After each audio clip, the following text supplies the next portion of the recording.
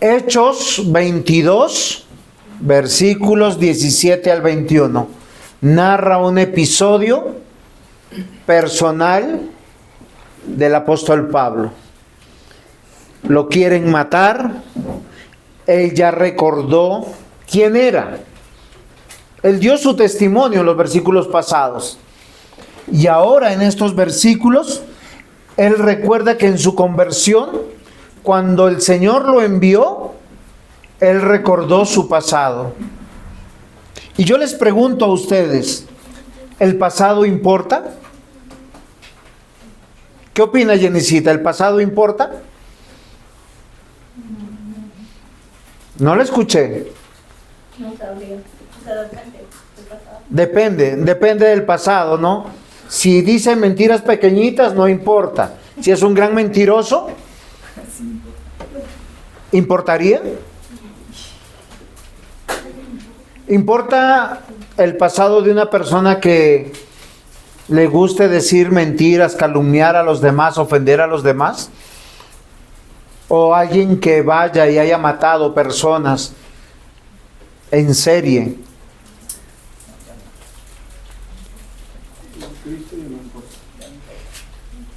Lo primero que yo quiero que ustedes comprendan junto conmigo es que cuando Dios nos llama a la salvación, Él nos amó a pesar de ser tú. El pasado de muchos puede ser horrible, terriblemente horrible. Muchos han experimentado el pecado de tal manera que aún años después el olor persiste en sus vidas. Hay olores que no se quitan fácilmente. Yo a los 15 años me fui de mi casa y fui a trabajar ayudando a un señor a vender pescado. De 7 de la mañana teníamos el puesto hasta las 11 de la mañana a vender cantidades de pescados y mariscos. Y duraba unas 6 horas quitándome el olor de pescado, para el otro día volver a comenzar. Es una cosa que las manos huelen, todo hiede. Así es el pecado. Colosenses capítulo 2, versículo 13 dice: cuando estabais muertos en vuestros delitos, en la incircuncisión de vuestra carne, os dio vida juntamente con Él, habiéndonos perdonado todos los delitos. Y Efesios 2:5 dice: aun cuando estaban muertos en vuestros delitos, nos dio vida juntamente con Cristo, por gracia sois salvos. Miren, la doctrina sin imaginación no sirve de nada. Se los pongo en otro momento. ¿Alguna vez usted ha encontrado el cadáver de algo? ¿Alguna vez usted sintió como un olor raro, como que, uy, me huele mal por acá, y uno el olfato lo va guiando? Y cuando de pronto encontró una rata muerta, un ratón muerto, un animal muerto. Yo una vez encontré a un perrito muerto y tenía como 5 millones de gusanitos blancos dándole vuelta en toda la panza. Eso parecía que estaba, y cuando lo fui a mover, uy, se solía tan horrible. Y mire, y la carne estaba así como si fuera miel, melcochudo. Como de chiquitita ahora. Eso es asqueroso, ¿sí o no? Ese es tu pasado. Pero ese es nuestro pasado. Cuando la Escritura dice: Él nos salvó cuando estábamos muertos en nuestros delitos y pecados, así estaba nuestra vida. Esos gusanos revoloteando, nuestra carne melcochuda, pegajosa. Eso es. Pero, ¿saben? Hay un problema cuando nosotros escondemos nuestro pasado. Cuando nosotros, a pesar de haber venido y creído en Cristo, no hemos confesado nuestros pecados. Ahora, no estoy diciendo de decirle a la iglesia: fui fornicario, fui adúltero, fui adicto, fui... No, estoy hablando del tema con Dios. Yo les voy a decir por qué. Porque el pecado corroe el alma. El pecado daña el cuerpo. ¿Y saben cómo nosotros lo llamamos? Culpa. Y la culpa tiene un grave problema en nosotros. Porque cuando uno se siente culpable, uno inventa remedios a diestra y siniestra. Porque la culpa tiene un origen en nosotros mismos. Te dice: lo que tú estás haciendo está mal. Hay un juicio eterno. Y uno quiere compensar esa culpa. Uno sabe que es responsable. Uno dice: sí, yo estoy haciendo esto, yo hice esto. Y me llama la responsabilidad.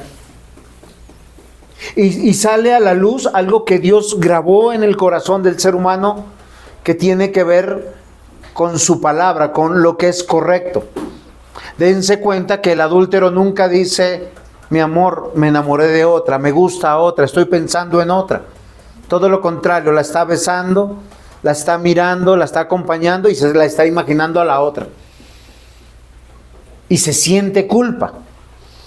Pero nadie es capaz de decir: yo necesito cambiar eso. Yo necesito entender qué puedo hacer. Si no, la culpa lo empieza a atormentar. ¿Por qué razón? Porque hay una ley escrita en el corazón de todos los hombres. Queridos hermanos, el pasado sí importa. Sí importa, porque tenemos que estar a cuentas con Dios, a cuentas con nuestros hermanos. Puede que nadie sepa hoy tu pecado. Puede que tú estés engañando a todo el mundo. Pero hay dos personas a las cuales nunca vas a poder engañar. Es a Dios Padre y a ti mismo. La culpa, mis amados hermanos, te está clamando de manera positiva: confiesa tu pecado. Porque para poder corregir algo, tú tienes que llegar a una conclusión: que estoy haciendo cosas equivocadas. ¿Se han dado cuenta hoy cómo visten los jóvenes? ¿Cómo hablan los jóvenes? ¿Cómo se comportan los jóvenes? Ellos están buscando una identidad. Entonces hoy se miran al espejo y ¡fua, fua! Me veo chévere. Salen a la calle y alguien le dice: te ves mal. Entonces al otro día es ¡fua, fua! O si no, un día se rapan o se tinturan. Están buscando identidad.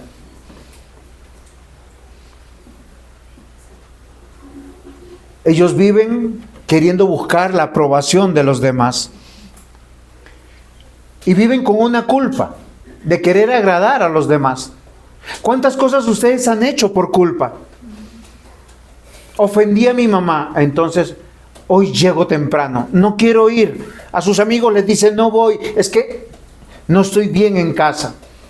¿Lo hacen por amor? No, lo hacen por culpa. ¿Cuántos esposos o esposas hacen las cosas por culpa? Traen un detalle, se esfuerzan por cambiar, simplemente porque en su corazón hay un llamado a esa responsabilidad y hay unos valores morales que lo están confrontando y le están diciendo: tú hiciste mal. Bueno, entonces a partir de ahora voy a tratar de hacerlo mejor. Y lo que está haciendo lo hace por culpa, pero llega un momento en que se va a enfermar y se va a cansar, porque la culpa es en este sentido mala, mórbida, desequilibrada. Te deja expuesto a algo que se llama la manipulación. Como me porté mal, mi amor, ¿qué quieres? Mi vida, ¿qué hago? Yo la embarré. Así como los hijos buscan agradar a los padres por esa bendita culpa, los cónyuges también quieren comportarse de la misma manera. Muchos van a la iglesia por culpa. Es que estoy luchando con este pecado y voy como decían los viejitos antiguamente, el que peca y reza, empata. El creyente dice, el que peca y va a la iglesia, pues medio se siente bien. Pero yo les hago una pregunta. ¿Eso es lo que Dios quiere? Porque la culpa es un sentimiento, una emoción, una realidad existencial real, que simplemente te está evidenciando algo. Tú eres responsable. O sea, todo lo que uno hace en la vida tiene una responsabilidad. Si tú haces algo y no sientes culpa, es porque estás en buen camino o sencillamente tu conciencia está endurecida. La culpa es lo que nuestro Señor Jesucristo llevó a la cruz del Calvario. Él no se hizo como homosexual o adúltero o fornicario o ladrón. Él llevó la sentencia de esa responsabilidad a la cruz del Calvario por nosotros. La culpa. Y la clavó en la cruz. La realidad de la culpa, mis amados hermanos, ¿saben cómo se traduce en tu sentido íntimo? Tengo vergüenza. No me miren. Y para que no te miren, tú das regalos, tú te humillas al otro, eres condescendiente. ¿Qué más hago? ¿Me perdonas? En ese sentido, la culpa es un mal consejero. Porque el pecado te lleva a sentir vergüenza de ti, indignidad de ti. Recuerdan que el centurión se acercó a Jesús diciendo, Señor, tengo a alguien enfermo en mi casa. Y el Señor Jesús le dijo, no hay problema, vamos. Yo lo aprendí eso desde muy niño. Está en Mateo 8, versículos 5 al 11, pero básicamente del 7 y el 8 dice lo siguiente. Y Jesús le dijo, yo iré y lo sanaré. Pero el centurión le respondió y le dijo, Señor, no soy digno de que entres bajo mi techo, mas solamente di una palabra y mi criado quedará sano. El centurión era un hombre romano, malvado, asesino, autoritario. Y el que dijo, Señor, no es digno de que entres en mi casa. Porque él sentía vergüenza. La realidad de la culpa manifiesta que hay algo mal en nosotros. Y les voy a decir algo, la solución no es comprar dignidad. Los hijos a veces nosotros les enseñamos eso. Te portaste mal, entonces tienes que hacer esto. ¿Qué equipara la desobediencia de un hijo? Cuando un hijo es desobediente, ¿a quién está ofendiendo primero? A Dios, obviamente. El hecho de que haga algo por ti o para ti o en consecuencia de lo que hizo, ¿subsana su relación con Dios? No. Entonces le estamos enseñando algo que no es correcto. Ellos aprenden desde niños eso. Pero cuando el joven crece y tiene herramientas cognitivas, dice, eso ya no funciona. Ya no funciona que tú me castigues, ya no me funciona que me disciplines de esa manera para resarcir algo que yo sé que tú me vas a dar gratis, tu amor, tu comprensión. Porque siempre que nosotros disciplinamos es, tú me ofendiste a mí, tú hiciste esto que está mal, entonces tienes que hacer algo para resarcir eso. Entonces, ¿qué hace el joven? Acallar su conciencia, acallar la culpa. Y cuando somos adultos, peor todavía. ¿Cómo acalla un adulto su conciencia, su culpa? Enajenando la mente. Un fornicario, un adúltero, ¿saben qué hace para acallar su mente? Se alcoholiza, se droga. Se pone un conjunto de amigos que aprueben su conducta. ¿Y su culpa qué pasa? se baja, se aplaca. Porque cuando se normalizan las cosas, se aplaca la conciencia. La realidad de la culpa, en vez de darnos vergüenza en ese momento, nos da como una paz y una tranquilidad. ¿Se han dado cuenta que siempre un alcohólico, no importa en qué ciudad esté, siempre encuentra compañeros para tomar? Igual hace el drogadicto, igual hace el promiscuo, igual es aquel que tiene un lenguaje obsceno.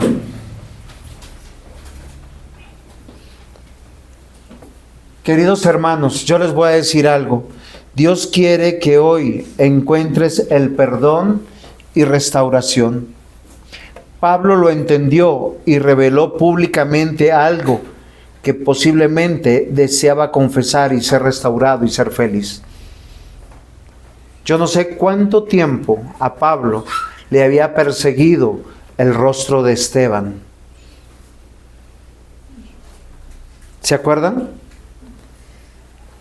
Hechos capítulo 6 nos narra que el diácono de la iglesia que estaba predicando fue acechado, perseguido, finalmente muerto por hombres judíos llamados fariseos.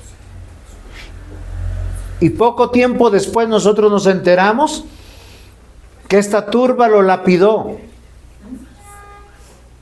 lo asesinó. Y poco tiempo después, en Hechos 9, nosotros nos damos cuenta que Pablo era el que estaba persiguiendo a los judíos.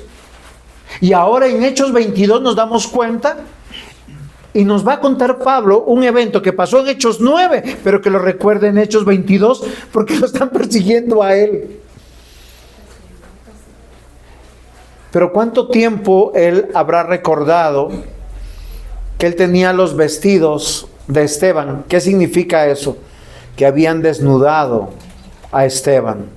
Una de las cosas, no es como en estos tiempos, queridos hermanos, que las personas son sinvergüenza. Mientras más muestren, más bonitos se sienten. ¿Se han dado cuenta?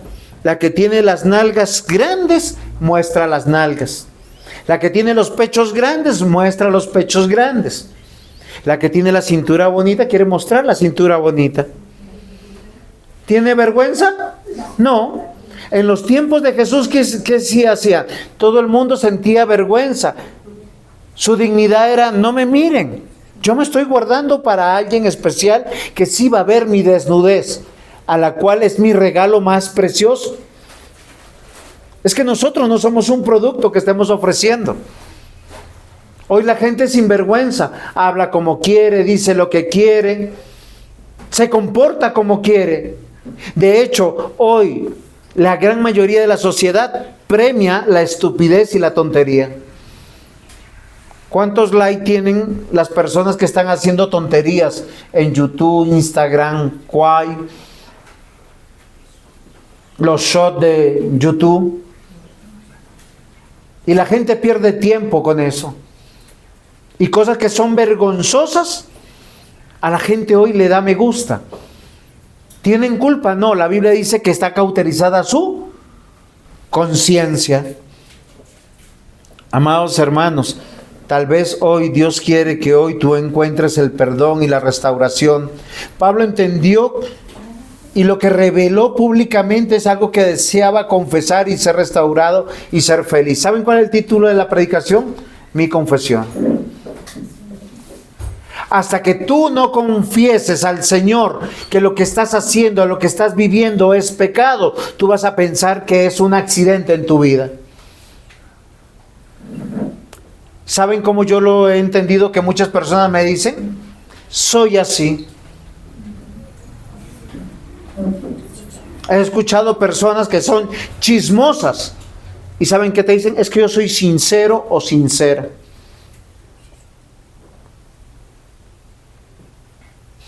Hay personas que les gusta exhibirse públicamente, exponerse. ¿Encuentran mal alguno? No. Pero qué daño algo. El problema es del otro que piensa mal. Eso es correcto. Yo les pregunto, ¿es correcto? Porque somos piedra de tropiezo para los demás.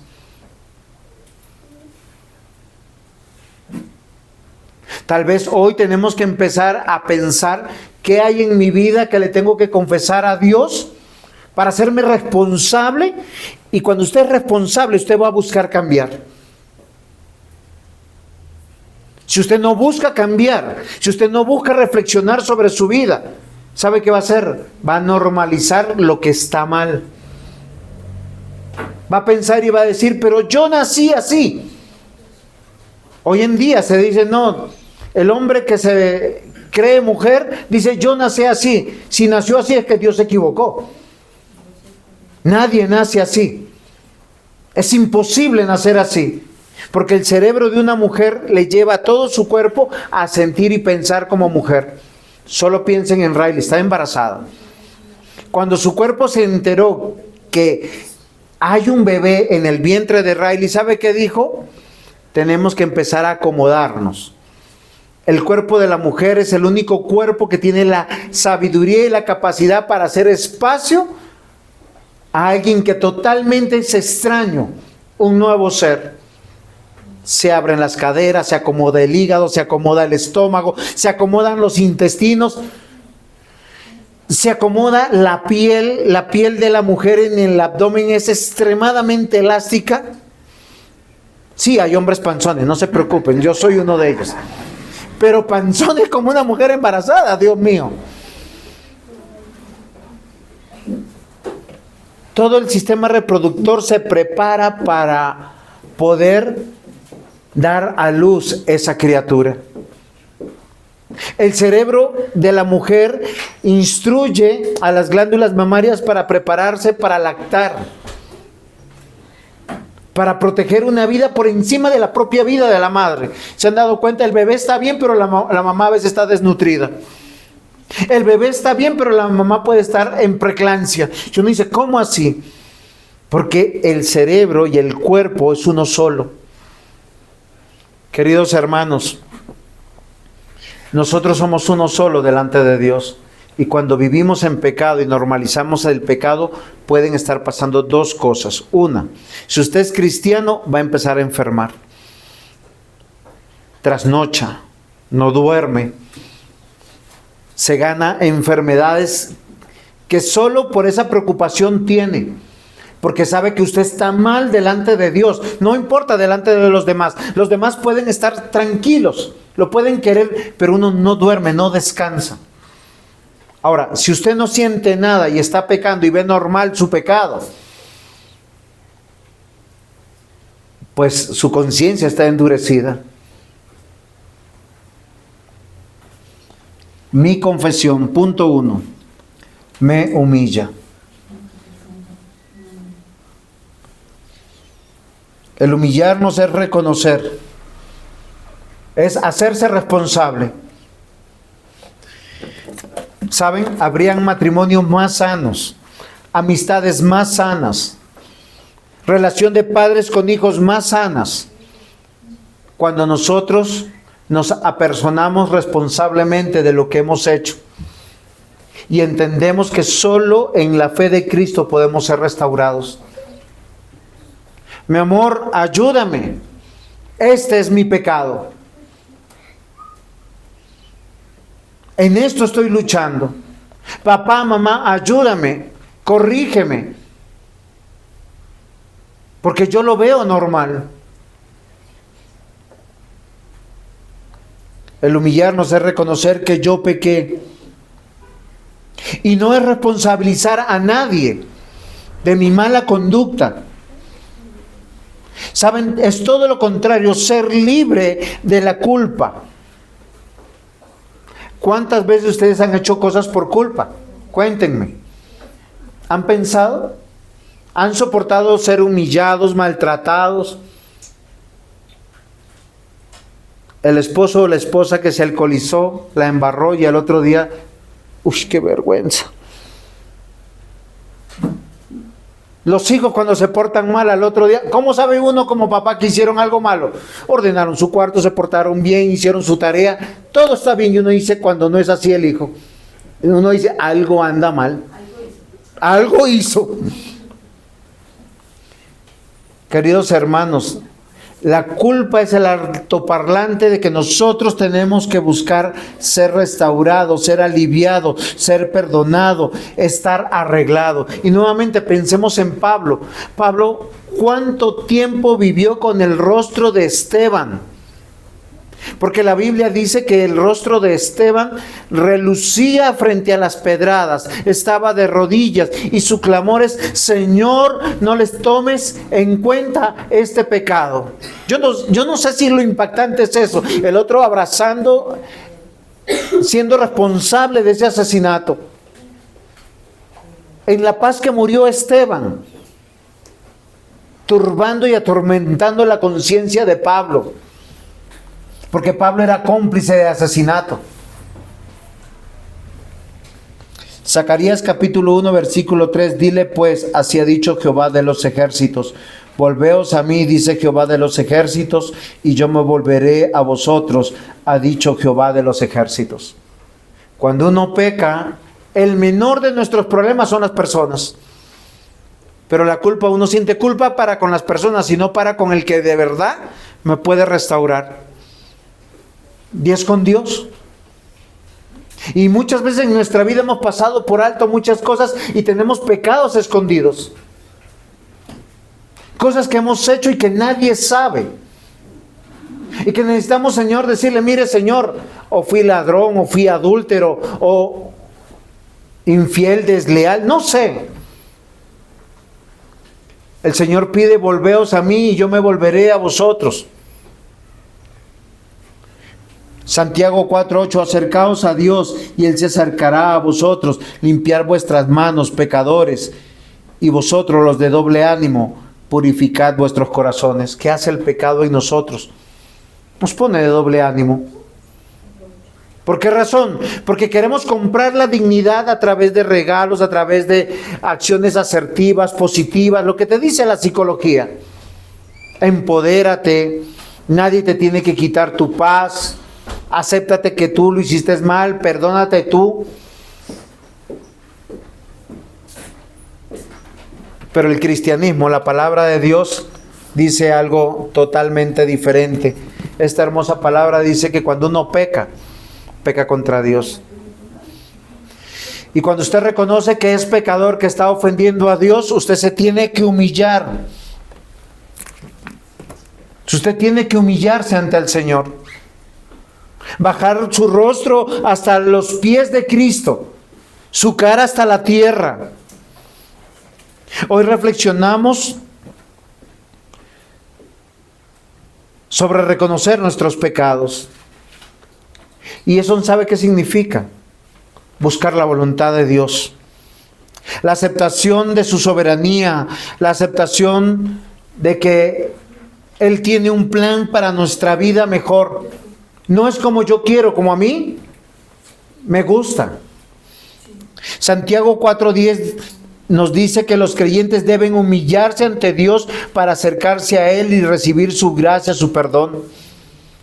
Leamos, si quieren, abran la Biblia, Santiago capítulo 4, versículos 8 al 10. Porque creo que no estamos aquí para jugar cositas en los cuadernos, ¿no?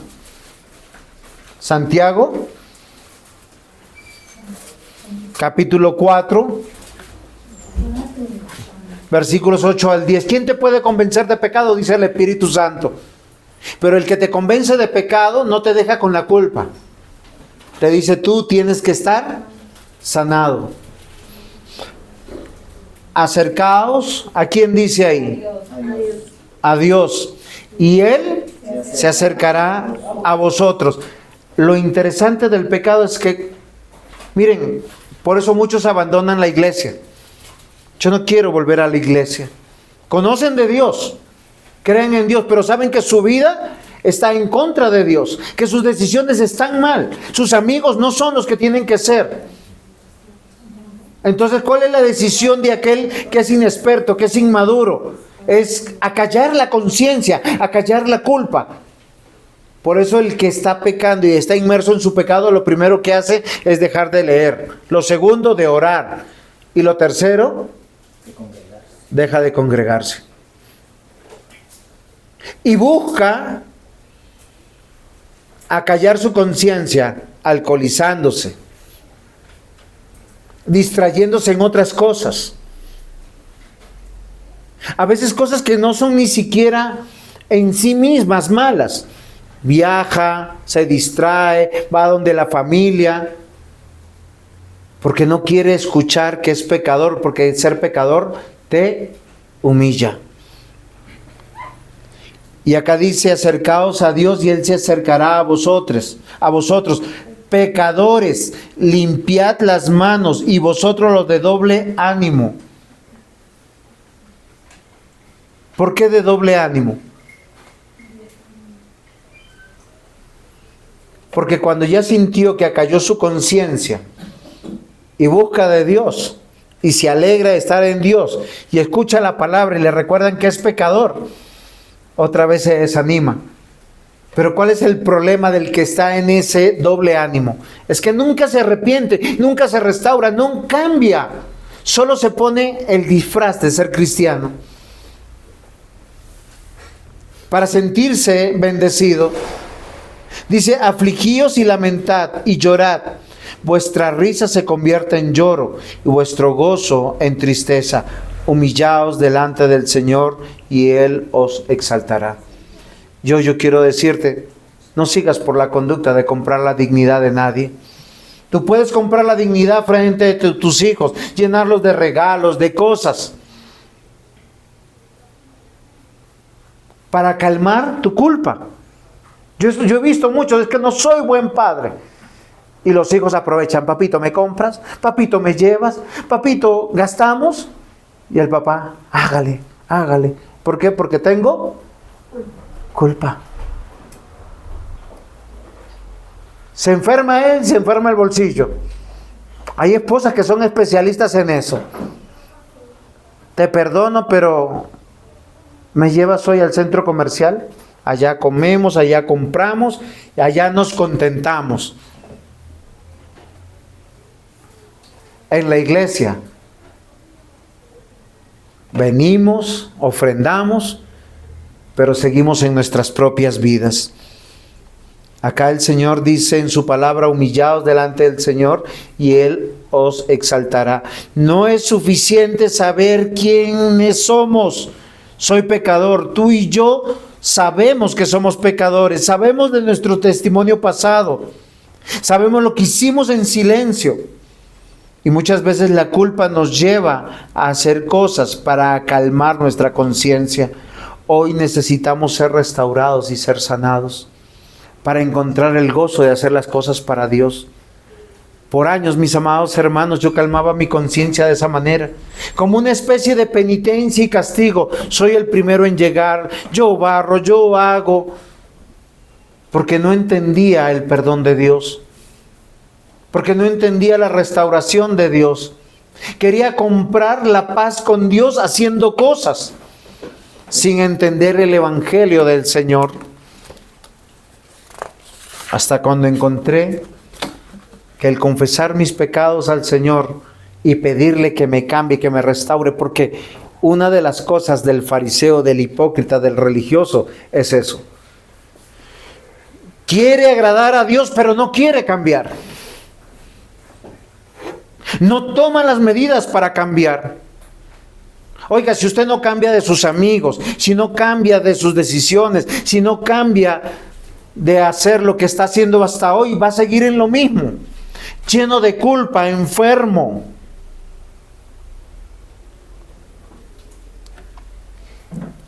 Pablo nos narra que en el momento de su conversión, cuando llegó a Jerusalén, dice que vino un éxtasis sobre él, algo que lo convenció, o sea, como que él quedó petrificado donde él estaba. ¿Recuerdan que después de que él fue convertido fue donde Ananías? Hoy nos enteramos que esto pasó hace varios años atrás. Un pecado que lo había acompañado a escondidas. Que él, ¿cómo lo camuflaba? ¿Cómo se sentía tranquilo? Es que estoy peleando por Dios, estoy matando cristianos, estoy encarcelando cristianos, para callar su conciencia de algo que había hecho mal. Algo que posiblemente en ese mismo día había comprendido, que había matado a un hombre de Dios. y que Jesús era el Señor. ¿Se acuerdan que en Hechos 6 eso decía? Que Esteban estaba de rodillas y su rostro resplandecía, y una oración salió de su voz y dijo: Señor, perdónales su pecado a estos judíos que me están matando. Señora, es 7, perdón. Lo mismo le pasó a David. David, después de pecar con Betsabé, la culpa lo invadió. Día tras día, malos sueños, pesadillas, enfermedades. Ustedes saben que nosotros, los seres humanos, y hoy, mis amados hermanos, podemos entender que muchas veces nos sentimos miserables al punto de enfermar simplemente por la culpa. Y mucho de la que la sociedad sufre de enfermedades autoinmunes. ¿Saben qué es una enfermedad autoinmune? Esas enfermedades que no tienen una causa por un contagio. El vitiligo es una enfermedad autoinmune. No se contagia, no es genético. Simplemente es que los glóbulos blancos un día dicen, ven la melanina y dicen, oiga, eso también es algo raro acá. Y se le empiezan a comer y usted empieza a tener manchitas blancas. ¿Y por qué pasa eso? Porque tu corazón está enfermo, porque estás sufriendo, porque la culpa te está carcomiendo. Por ahí hay un neurocientífico, o sea, un neuromédico, porque la neurociencia es una nueva ciencia de hoy en día que estudia el comportamiento y cómo nos pasa. Dicen que nosotros tenemos un segundo cerebro y es el estómago. Porque cuando usted sufre, lo primero que se te inflama es el estómago. Tienes mala digestión. Se enferma tu páncreas, se enferma tu hígado. ¿Por qué? Porque vivimos llenos de culpa. No estoy diciendo que sea en términos generales, pero yo les digo una cosa. ¿Se han dado cuenta que cuando usted se metió en un problema serio, lo primero que le da es diarrea? Casi siempre los viejitos dicen que usted tiene miedo por algo. Yo no hice, ¿verdad? Salmo 32, versículos 1 al 7. Dios mío, tu perdón nos llega a todos como una bendición. Estoy usando una versión diferente. Tu perdón borra nuestros pecados y rebeldías. Tú bendices y declaras inocentes a los que no actúan con malicia. El salmista está haciendo una reflexión de introspección. Dios es bueno. Versículo 3. Mientras no te confesé mi pecado, las fuerzas se me acabaron. Dice, mientras no te confesé mi pecado, las fuerzas se me fueron acabando de tanto llorar. Estoy nostálgico, estoy triste. Y uno dice, ¿y por qué estás triste? No sé. Es alguien que está sufriendo de culpa. Me castigabas día y noche y fui perdiendo mis fuerzas como una flor que se marchita bajo el calor del sol. Pero te confesé mi pecado y no oculté mi maldad, y me decidí a reconocer lo que había sido, rebelde contigo, y tú, mi Dios, me perdonaste. Por eso los que te amamos oramos a ti en momentos de angustia. Cuando vengan los problemas, no nos podrán alcanzar. ¿Sabe qué está diciendo? Que la culpa nos hace miserables. ¿Te has sentido miserable? ¿Y sabe qué hace el miserable? Quiere comprar bienestar, quiere comprar paz, quiere escapar por la vía corta. Haga la prueba, peque hoy, pórtese mal con su esposa, con sus padres, con sus hijos, y al otro día usted se despierta como una mansa paloma, como la persona más generosa. ¿Qué quieren? ¿Qué compran? Hoy yo hago el desayuno, hoy les compro lo que deseen. Bueno, hasta donde pueden. Los hijos no saben qué limpiar, qué hacer. Tú los mandas a hacer cualquier cosa y corren a hacerlo. ¿Por qué? Por culpa. Pero Dios no quiere que tú seas miserable, tampoco quiere que compres la culpa, sino que te hagas responsable. La culpa simplemente es la evidencia de que hay algo mal en tu vida.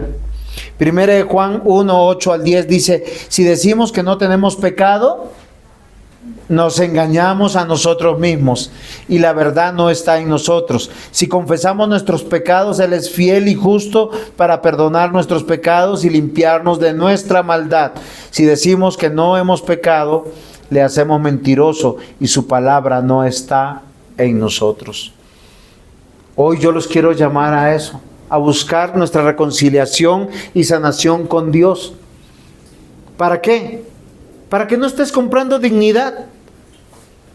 Cuando tú sabes que tus pecados han sido perdonados, que el Señor te ha perdonado, ¿saben? Por alguna cosa hermosa y mágica, tú vuelves a estar en autoridad. Y no te pueden manipular. Y no pueden hacer contigo lo que quieren. Pablo nos habla de su confesión, mi confesión. Y cuando uno confiesa su pecado, ¿qué es lo primero que le pasa? Punto 1, ¿se acuerdan? Sí, claro, somos humillados. Mi confesión me humilla. Punto 2, me ubica. Casi siempre un pecador y alguien que está con culpa está desubicado. O sea, él no puede, si es un esposo, no se siente como el esposo digno de decir, esto vamos a hacer. Porque Dios nos puso como cabeza, no nos puso como cola a los varones. En amor, en misericordia y en gracia. No es para enseñorearnos ni de la esposa, ni del hogar, ni de los hijos. Pero el esposo se respeta. ¿Se han dado cuenta que los papás y las mamás, uno manda a los hijos y el hijo dice, ya voy? ¿Y uno cómo se siente cuando dio una orden y le dicen, ya voy? No, dígame, ¿cómo se sienten? ¿Felices? ¿Obedecidos? ¿Honrados? No, uno se siente avergonzado. Ahora, la esposa eso no comprende. Ella lo siente cuando el hijo, la hija, le dice, pero uno le dice a la esposa, mi amor, ¿me haces un tinto? Y dice, ya voy. Ah, ya sé de dónde aprendió mis hijos. La Biblia dice que la esposa debe honrar al esposo. Es la prioridad de su vida. Y un esposo cristiano nunca va a abusar de su esposa. Un día le dirá, no mi amor, quédate en cama, yo te llevo el tinto. Yo lo hago. Hoy le hice el tinto a su mamá, le llevé el desayuno a la cama. Ajá, y fue tan mal. ¿Cómo sabe, diácono? ¿Revisó mi basura? Amados hermanos, el confesar nuestros pecados nos ubica. Saber quién era trae culpa. Tener culpa nos enferma, nos avergüenza, nos humilla. Pero nos ubica en una hermosa necesidad. Necesito del perdón de... No es de mi cónyuge, no son de mis hijos, no es de la iglesia. Porque cuando yo busco el perdón de Dios, inmediatamente viene la reconciliación con la iglesia, con la esposa, con los hijos, con todo. Porque no puedo ser hipócrita delante de Dios. Es un efecto colateral de lo que es correcto, de lo que es justo. Si yo estoy en paz con Dios, voy a estar en paz inmediatamente con mi prójimo y de manera honesta. Si no estoy comprando dignidad y estoy siendo hipócrita, fariseo, y no estoy buscando cambiar, simplemente estoy buscando como, vamos a traer paz a la casa. Bueno, a partir de ahora, ¿qué quiere que haga? Eso voy a hacer. Y me esfuerzo en eso, pero sigo haciendo lo que yo quiero. Ese es el hipócrita. Mi confesión delante de Dios me ubica. Mi transgresión, dice miren, el salmista en el Salmo 32, para eso que le trajo culpa, al salmista lo expresó de 3 maneras. Si ustedes quieren, busquen el Salmo 32 en la versión que ustedes tienen.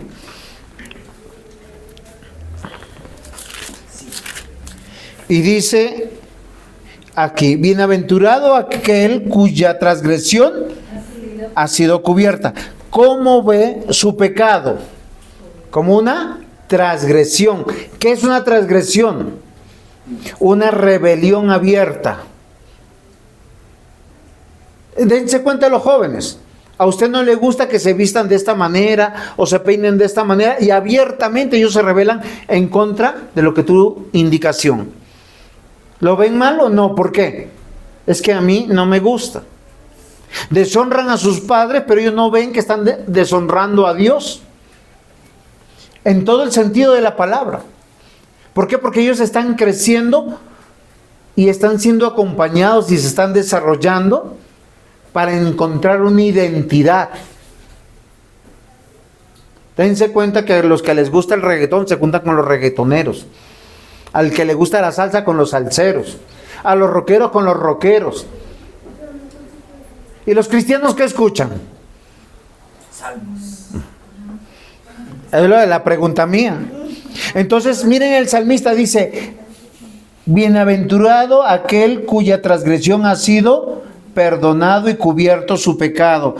¿Dónde lo está ubicando su confesión al salmista? En que yo soy un rebelde. Estoy en enemistad con Dios. Necesito ser ayudado. Necesito un mediador. Necesito a alguien que interceda por mí. Mi pecado, dice. Miren, bienaventurado aquel cuya transgresión ha sido perdonado y cubierto su pecado. Él pasa de soy un rebelde a soy un pecador. Y miren, la palabra pecador en el hebreo tiene un significado y en el griego tiene otro significado. Ustedes saben la del griego, que es errar en el blanco. Entonces uno le dice: Señor, me equivoqué, erré. Pero en el hebreo la palabra no es errar en el en blanco. ¿Saben qué significa? Delito. Yo delinquí, yo soy un delincuente. Esa parte a nosotros no nos gusta. A nosotros nos gusta, me equivoqué. Uno no le dice al papá, a la mamá, al esposo, a la esposa: soy un transgresor, soy un delincuente. No, mi amor, me equivoqué. Amanecí con otra. Amanecí con otro. Es que se me fueron las luces. Es que estaba tomado. Yo pregunto, ¿es verdad eso? Los muchachos cuando hacen cosas malas, es que no me di cuenta de la hora. Pero para salir, ¿cómo tienen un conteo tan diferente? Porque cuando van a salir de permiso y de paseo, salen 10 minutos antes. Saben la hora, pero cuando para llegar no saben la hora. Están desfasados, hay algo mal en su corazón. ¿Si es así o no es así, Juan David? Entonces, mi transgresión es rebeldía abierta contra Dios. Mi pecado no es un error, es un delito contra Dios. Y son dos partes de la confesión, cómo ve su conducta. Tercer punto. Dice aquí, y sigo leyendo: bienaventurado cuya transgresión ha sido perdonada y cubierto el pecado. Bienaventurado el hombre a quien Jehová no culpa de iniquidad. Todo eso trae culpa al corazón. ¿Qué es una iniquidad? Cuéntenme.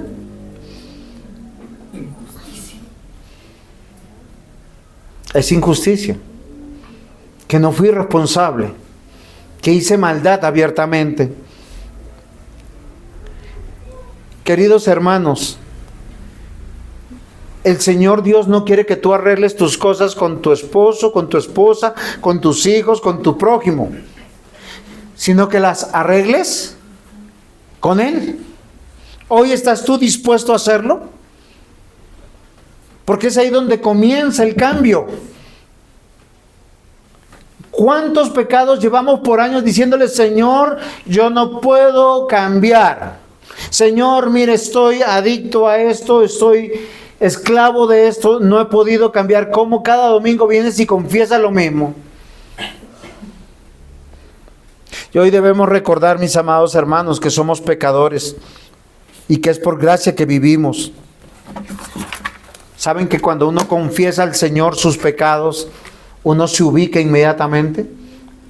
Uno ya no es buen hijo, buena hija, buen esposo, buena esposa, buen miembro de la iglesia. Hace muchos años eso me pasó a mí en la iglesia, porque yo estaba comprando un lugar en la iglesia. ¿Con qué? Con mi buena conducta. Y quería la aprobación de las personas. Y me dolió tanto escuchar que no me aprobaban y que no me querían y que me rechazaban. Yo decía, son mis hermanos. Pero me había olvidado que yo tenía que buscar era el perdón, y la dignidad es con Dios. Y cuando es con Dios, todas las cosas cambian acá en el corazón. Y somos sanados y tenemos paz. Y saben, y podemos ir por la calle con la dignidad de que en Cristo soy perdonado, que en Cristo he sido cubierto y en Cristo estoy sin culpa. Entonces yo no tengo que comprarle a nadie nada, sino tengo que simplemente hacer lo que Dios me mandó a hacer, ya sea como hijo, como padre, como cónyuge, como miembro de la iglesia. Si tú hoy piensas que eres pecador, ¿sabías que la sentencia es la que está sobre tu cabeza? Pero si tu lectura es, eres un hijo de Dios, soy de Dios, tú vas a saber que eres justo, santo y bueno, y que Dios te está limpiando y perfeccionando, y que realmente estás cambiando, y que tu cambio no merece a tu esfuerzo, sino a que Dios tiene buen cuidado de ti. Tal vez por eso Juan el Bautista predicaba de la siguiente manera: y ya también el hacha está puesta a la raíz de los árboles, por tanto, todo árbol que no da buen fruto es cortado y echado en el fuego. Y se lo decía a los fariseos, saduceos: todo buen árbol, porque ellos se creen buenos, porque compran la dignidad con apariencias, pero no arreglan sus cosas con Dios. El que arregla sus cosas con Dios lleva fruto, mucho fruto. El Señor Jesús lo prometió. Tú y yo no podemos cambiar, el que nos cambia es Dios, porque el que nos sana es Dios. Romanos 4:22 dice: por lo cual también le fue contada por justicia, ¿qué es? Su fe. Gálatas 3:6 y Santiago 2:23 habla que si tú tienes la fe de Abraham, tu fe será contada por justicia. ¿Qué significa eso? Fue Dios quien te buscó, te convenció, te trajo y te restauró. Salmo 134, pero en ti hay perdón para que seas reverdecido. O sea, para que te vaya bien en la vida, para que prosperes. Busca de Dios sinceramente. Confiesa tu pecado al Señor. Restáurate con Dios. No compres la dignidad de tus seres que te aman. Porque nuestros seres que nos aman, ¿pecadores o no? Pecadores. Ese es el problema de indicarle a nuestros hijos que compren la dignidad con nosotros, que hagan las cosas por nosotros y no la hagan para con Dios. Mateo 6:12, y perdona nuestras deudas como también nosotros hemos perdonado a nuestros deudores. Isaías 55:7, abandone el impío su camino. ¿Qué dice? Abandona el mal camino y el hombre inicuo sus pensamientos, y vuélvase al Señor, que tendrá de él compasión, al Dios nuestro, que será amplio en perdonar. Miren Jeremías 33:8, uno de los versículos más hermosos que he encontrado en la Escritura. Los limpiaré de toda maldad que cometieron contra mí, y perdonaré todas las iniquidades que pecaron contra mí y con las que se rebelaron contra mí. Las tres ideas que están en el Salmo 32. Hoy tú te puedes humillar ante el Señor. Recuerda algo: puedes maquillar el veneno del pecado, la culpa, comprando dignidad con regalos, con buenos tratos, haciéndote y humillándote ante el ser humano. Hoy te recuerdo, solo necesitas solucionar tus cosas con Dios. El remedio es Jesucristo para ser sanado, para ser bendecido, para que te vaya bien en la tierra que Dios te da. Pablo, por alguna razón, en este momento que es perseguido para ser matado, es ubicado. Al parecer, la culpa los lleva a confesar públicamente y rendirse ante Dios. Y hemos escuchado su confesión, pero también su restauración. Él fue un asesino de cristianos. Yo creo que ninguno de nosotros aquí ha sido asesino de alguien, de matar textualmente, arrancarle la vida a alguien. Y Pablo, delante del Señor, él no se sentía totalmente en la dignidad de hacer todo lo que tenía que hacer. Sin embargo, el mismo Pablo escribe a Romanos, a la iglesia en Roma, en Romanos 8, versículo 1. Ahora pues ninguna condenación hay para los que están en Cristo Jesús, los que no andan conforme a la carne, sino conforme al Espíritu. Arregla tus cosas con Dios. Deja de comprar dignidad. A veces nosotros compramos no solamente dignidad, sino el silencio de los que saben nuestro pecado. ¿Se han dado cuenta que cuando tú tienes a alguien que sabe tu pecado, es a quien le giras dinero, a quien le compras obsequios, a quien le estás comprando su voluntad? ¿Para qué? ¿Para que guarde silencio? Arregla tus cosas con Dios. Mi confesión me restaura. Primero, me humilla. Segundo, me ubica, porque yo necesito de Dios. Perdónenme lo que le voy a decir, no necesito de ustedes, aunque los necesito. Sí, no vayan a pensar eso. Y mi esposa me dice, a veces tú dijiste esto, pero es que escúchalo en el contexto. No necesito de ustedes, no necesito su aprobación, necesito la aprobación de Dios, pero cuando tengo la aprobación de Dios, tengo la de ustedes. Porque estoy andando conforme Dios dice. Mi confesión me restaura. Y recordemos que sin confesión no hay sanación. Sin confesión y entender que necesitamos a Jesucristo, no me ubico en la vida. Estoy mal, estoy depresivo, ansioso, estresado, turbado, angustiado. Mi cuerpo me está gritando, quiero ser sanado. Que me quiten ese peso de encima. La maldición de la culpa enferma. Uno va al médico y el médico dice, oiga, y no sabemos por qué está mal. No sabemos por qué está estreñido, ¿cómo llaman ahora? No estoy diciendo que todos esos diagnósticos se refieran a pecados que se cargan. Pero en gran mayoría, cuando emocionalmente una persona no está bien con Dios, se enferma. Ya me acordé, colon irritable, dicen. La neurociencia, ¿saben qué dice, mis amados hermanos? Que son enfermedades funcionales. Por alguna razón, los seres humanos hoy están llegando a esta conclusión. Tú estás mal emocionalmente y inmediatamente tu cuerpo se empieza a enfermar de todo. Tienes dolores que no sabes por qué te duele. Vas al médico y te dicen, oiga, todos sus exámenes salen bien, pero te duele. Hoy necesitamos ser sanados. El salmista lo dice de esa manera en el Salmo 32, versículos 3 al 5. Mientras callé, se envejecieron mis huesos. Es mi gemir todo el día.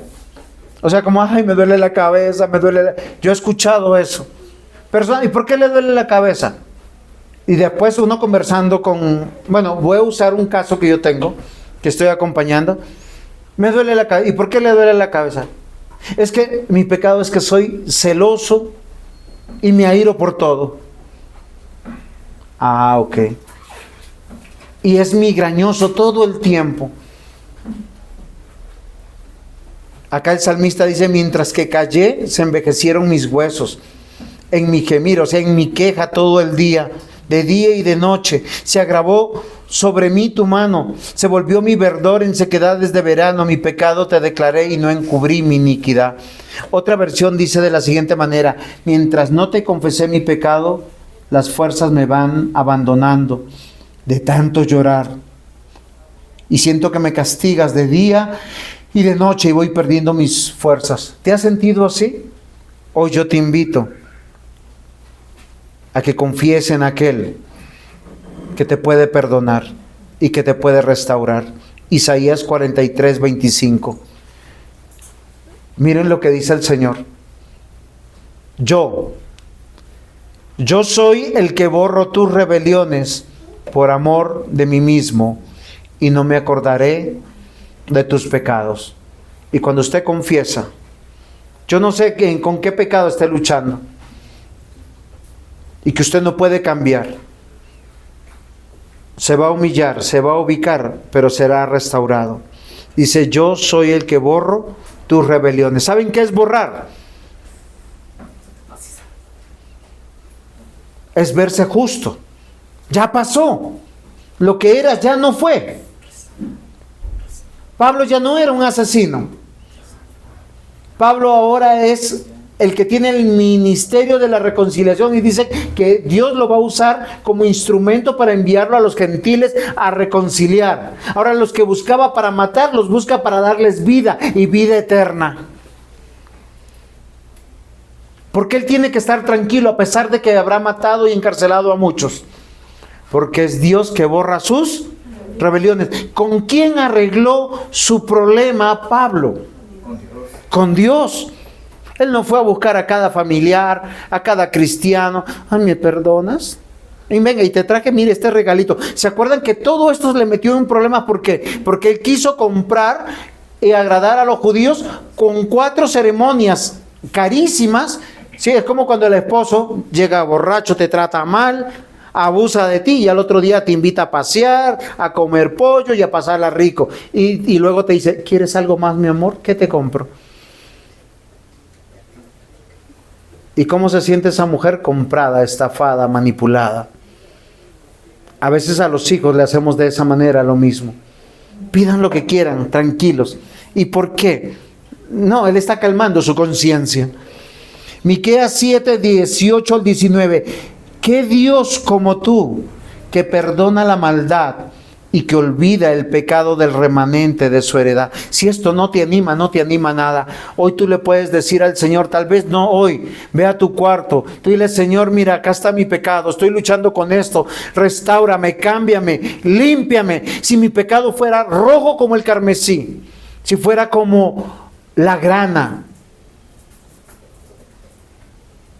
quedarás limpio como la lana blanca, como la nieve.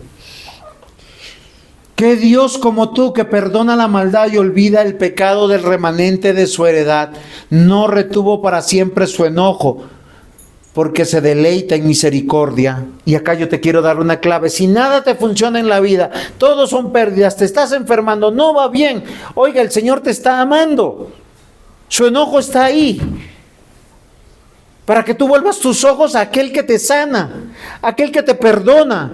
Dice versículo 19, Él volverá a tener misericordia de nosotros, sepultará nuestras iniquidades y echará en lo profundo del mar todos nuestros pecados.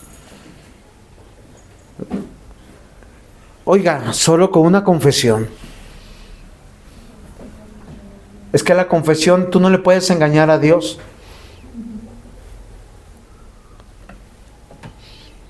No debemos volver al pasado, mis amados hermanos. La culpa nos engaña, nos hace pensar mal de nosotros y mal de Dios. Y miren, queridos hermanos, no sé quién ha sido afectado por el pecado de otro, pero si es tu hermano en Cristo, lo debes perdonar, porque si Dios ya lo perdonó, Dios ya no se acuerda de su pecado. Yo no puedo decir, es que tú me hiciste esto hace 12 años, hace 20 años. Y cargas con esa culpa y quieres inculpar al otro para que se sienta mal.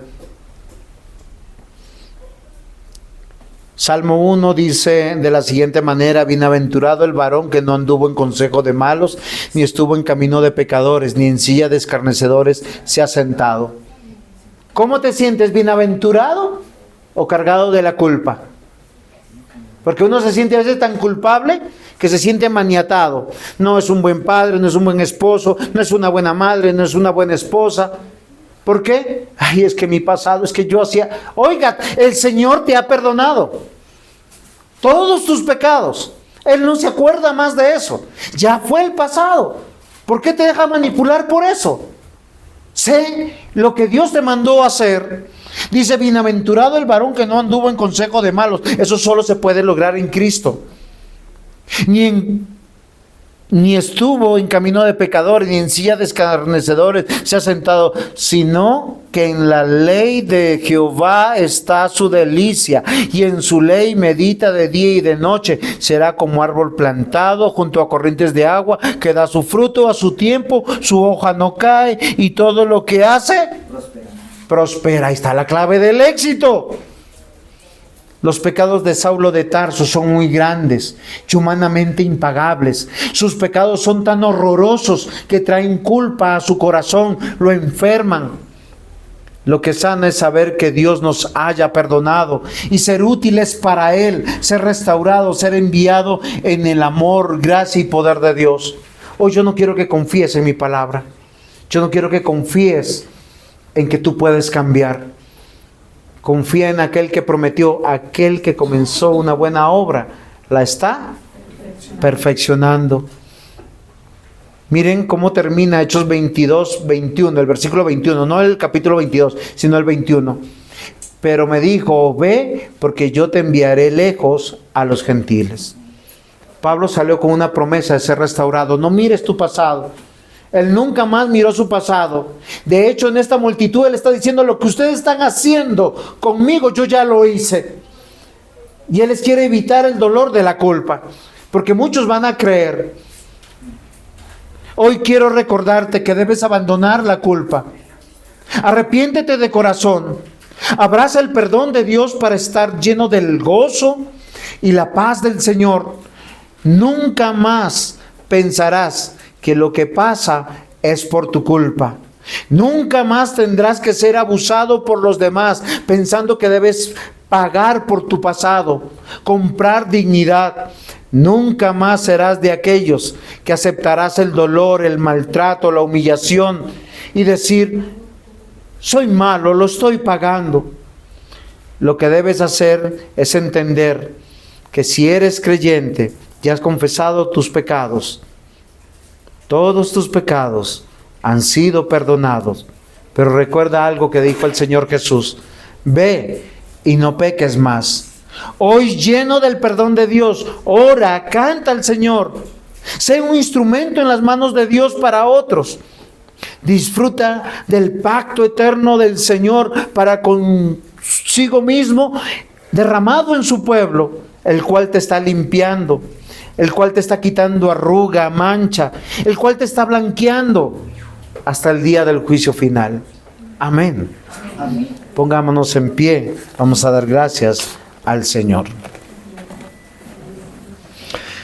Amado Señor, buen Dios, gracias te damos, porque en ti hay perdón. Señor, la culpa es el altoparlante de que soy responsable y que he hecho las cosas mal. Hoy venimos ante ti y te clamamos, Señor, perdónanos, cámbianos, restáuranos. Tú que sabes, Señor, nuestro levantar y nuestro sentar. Tú que conoces nuestros pensamientos, nuestros deseos, nuestros anhelos. Lávanos y límpianos, Señor. No permitas, Señor, que sigamos siendo rebeldes, que sigamos siendo esos delincuentes, que seamos, Señor, aquellos que vamos en contra de tu voluntad y de tu palabra. Ayúdanos, Señor. Hoy confesamos, Señor, que somos pecadores, pero que en el poder de tu palabra, de tu Santo Espíritu, de la fe, podemos ser restaurados. Que tú nos ves sin pecado, porque Cristo pagó por nosotros. Ayúdanos a hacer lo que debemos ser en la iglesia y el hogar, entendiendo que tú nos perdonaste y que también debemos perdonar. En Cristo, amén. Amén.